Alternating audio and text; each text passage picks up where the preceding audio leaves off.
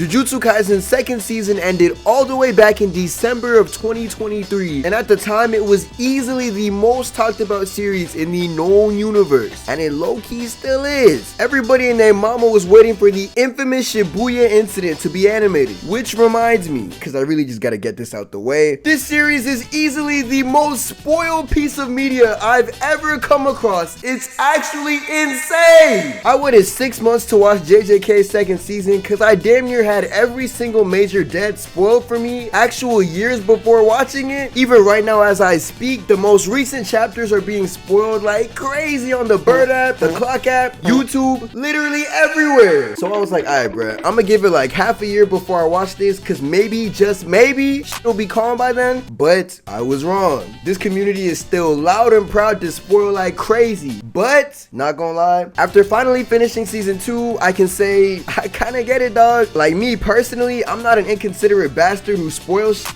but the events of the Shibuya Incident, start to finish, were absolute heat.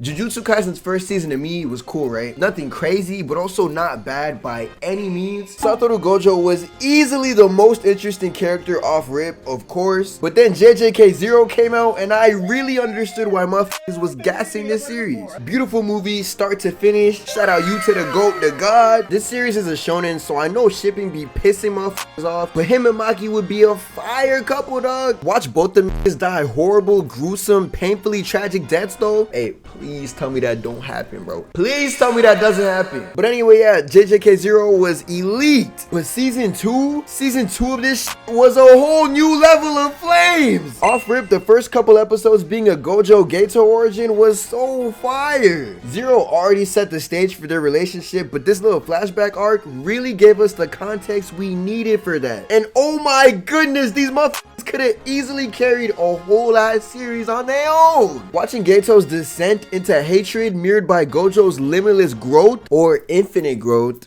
you could say, because like, you feel me, his like whole ability, you feel me, no?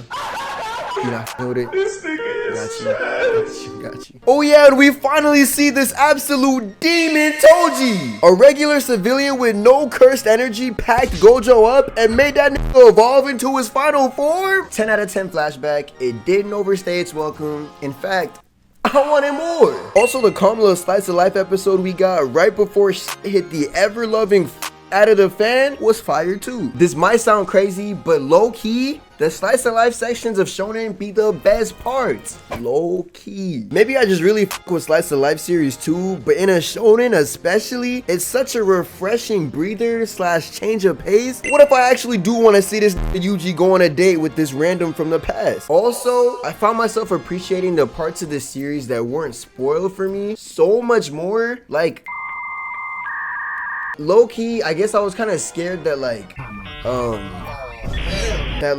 everything that had been spoiled for me, which was like a lot of this series, I thought that all the spoilers I was hearing was like it, right? So like boom boom boom, everything else meh. But no, bro, it was just, this season was golden start to finish. Like, dog, everything involving Mechamaru was absolute heat, and nobody said shit about it at all. This man's whole existence in this season was one big reference, dog. Peep game. His fight with Mahito had out the ass references to Gurren Lagann and Eva. First of all, look at this mech. Look familiar? Golden! It even had the big ass wired controller cord too. The inside of his mech was literally bar for bar the same shit Simone and Kamina was piloting. Is this inside Gurren Lagann? There were so many Gurren Lagann references in the choreography of the fight too. This shit was so beautiful. He truly pierced the heavens. Until he died. But hey, shout out Mechamaru for this. I truly did not give a flying f about him in the first season, but this nigga went out with a bang in this season. Even when you look at his fully healed human form, this nigga just looks like he belongs in Gurren Lagann, dog. You're allowed to see it. Then the real Shibuya of it all started, and this show became Hands, the series. Back to back to back to back boxing left and right. You know how the first third of DBS Broly is exposition, and then the entire rest of that movie is just straight hands? It's bar for bar the exact same idea here. Gojo gets to absolutely sauce on motherfuckers Of course, that's like 90% of why he's on screen. The other 10% are his golden slice of life moments. I really do love when these niggas just get to relax and chill. Damn near every jujutsu sorcerer is in Shibuya and they all get to show off how nice they are. Even that one guy with the shiesty gets to style on this old ass lady and her grandson. He got the absolute shortest end of the stick though, not gonna lie, because that nigga metamorphosized into Toji and performed an unholy violation on this man. R.I.P. Shiesty man, bro. Is he even actually dead? I feel like I tried to Google whether or not he is dead. I don't want to spoil anime onlys the way I've been spoiled. I'm sorry, bro. I need to stop harping on this spoilers, but y'all niggas is truly wild. Anyway, I don't think anybody knows if he's actually dead or not, so maybe R.I.P. Shiesty man. Mei got to go crazy too. She literally defeated a virus, Tylenol incarnate. Itadori is the main character, so of course he got some fire fades. But hold on. Peep game. Choso the GOAT, the God, is easily my MVP of this whole season. He really might have dethroned Yuta as my GOAT in this series. His fight with Yuji was absolute scorching hot flames. A bloodbender with heavenly levels of pure sauce. Not only is he a bloodbender though, the way he uses this power is easily the most creative way I've seen anybody fight with blood. This man was coating his ribs in this to make it harder than steel, pressurizing it to turn it into a damn Kamehameha, making blood bombs, blood weapons, etc, etc. And his design, I want to say fit highlights for later, but look at his hair, dog. This nigga was meant to be cosplayed by black nigga with locks. Come on. Hey, if you slide into Dragon Con, come find me. And probably not this year, but very soon, hopefully, fingers super crossed next year, bro. Come find me at DreamCon too. You feel me? DreamCon, I need to slide. All I'm saying is might pop out as Choso. You feel me? We gonna see. And the way the blood marks on his face change when he uses his abilities is so clean. Yuta, I'm sorry, you gonna have to prove you nicer than this next season or something. This nigga was putting the beats on Yuji too. Then he started tweaking like crazy. These niggas is really siblings too, which is crazy. The way this show would just be dropping the most random important chunks of information is wild. Actually, that does remind me, Jujutsu Kaisen truly is a masterclass in battle shonen. By definition, this is for real hands the series. Literally, it's in the name, sorcery fight. Side note, on top of this side note, Jujutsu Kaisen does sound infinitely cooler than sorcery fight, not gonna lie. Hey, that's like calling Haikyuu volleyball, bruh. But yeah, this series really tries to explain the logistics of each battle in insane detail, even if this shit is like damn near impossible to understand sometimes. The whole power system of cursed energy kind of has a lot of layers that we need to be reminded of often, or at least I need to be reminded of often. But during each fight, the narrator really goes in depth with the rock paper scissors of it all and why person A's attack didn't work against person B, but then also person A just concentrated all of their cursed energy into this body part to block person B's counterattack type B. Like, it really does prioritize the battle part of being a battle shonen, whereas other big series like One Piece heavily puts its skill points into its world or character. Also, this show's dub is fire. Something I noticed when I was watching the first season was that I didn't really recognize most of the voices I was hearing, which was so refreshing. It feels like the same 20 actors be in every dub I watch, to the point where I can hear them just say like 3 words and auto figure out who it is. I really f with Yuji and Yuta's performances especially. Oh yeah, Nanami had out the ass highlight reels too. Him and Nobara bodied the ever-loving f out of this motherfucker.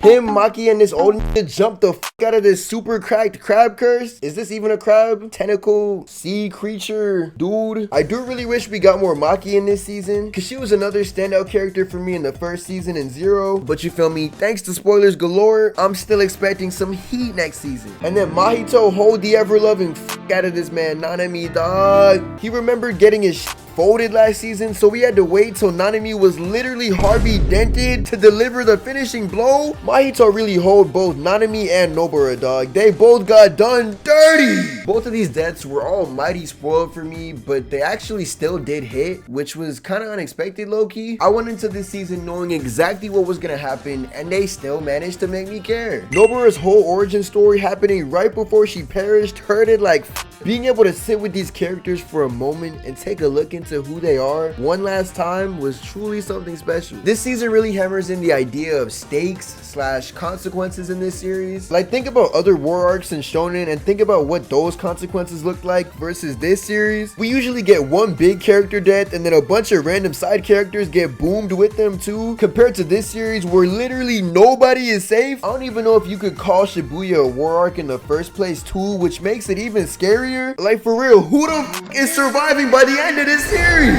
And of course, it's a certain somebody I neglected to mention on purpose. The biggest menace in the entire series, maybe even the biggest menace in all of shonen, the grimiest of grime balls, the sickest of sick niggas, Sukuna the demon. Hey man, I really might have to make a sequel to my villains video just for this man alone. Every time this demon enters the scene, A, a violation occurs, and B, the entire balance of the room shifts. The Shibuya incident was already an incident, right? But this man turned it into a massacre. Volcano Head Jogo was like, hey bro, please help me out with this plan we got. Please bro, please. And Sukuna was like, I bet. Let one hit on me and I got you. And the craziest fate of the series ensued. Nah, that's a lie. This ain't even the craziest fade, which is insane. Hands on top of hands on top of hands. Jogo done experienced the fate of a lifetime. So generational, this nigga died and didn't even realize it. And I finally got the context of this legendary panel. And honestly, shout out Jogo, dog. I low-key didn't give a f about him last season either. But dog, he was really shedding tear for the first time after being complimented by the king of curses. Megumi also fought his dad, which is crazy. Also, Toji is his dad, which is crazy. Before watching this season, everybody and their mama was talking about this man. And it turns out this nigga was Megumi dad the whole time. Megumi is a complete crash out who was ready to literally perish during every fade. And now I finally understand he gets it from his dad. I feel like Toji and Maki have a lot of interesting parallels too, because they're both civs in a world full of superpowered demons. I swear, if Maki dies, I'm gonna actually be so tight. Her fate is like the one I have zero idea about. Also, we gotta do a quick little fit highlight. Really quick, okay? Look, really quick, we gotta do a fit highlight.